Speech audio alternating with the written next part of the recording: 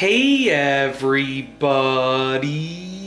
I'm here today to show you how to stop natural peanut butter from separating. This will be a super easy tutorial, so let's get right into the video.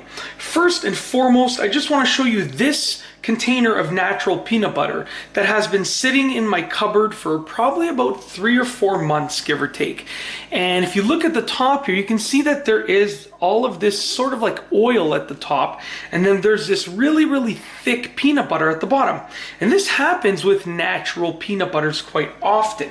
So how do you stop them from separating? And even if it hasn't been too long, natural peanut butters tend to separate in even a very short period of time. So what do you do? Well, what I recommend is that you store it upside down. When you store it upside down, it's going to prevent it from separating to begin with because of the nature of how everything inside of it works.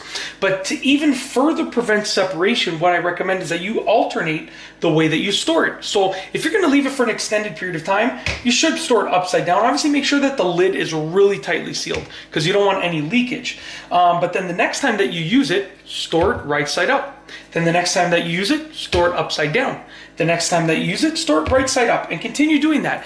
This way, you're always mixing it, which is great because you're not going to get any separation, firstly, but secondly, you're going to get a more even natural peanut butter flavoring, because instead of getting a more significant peanut taste at the bottom, you're going to be able to spread it out evenly. So just like I said, store it upside down, and then after you use it, store it right side up. When you use it again, store it upside down. Continue doing that. It's just going to result in a better overall natural peanut butter situation. If you are like me where you eat peanut butter all the time, I eat peanut butter pretty much 5 days a week to 5 to 6 days a week, guaranteed in some form or meal.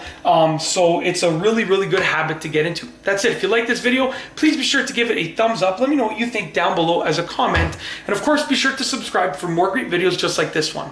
And that's all I have for you today. Thanks for watching.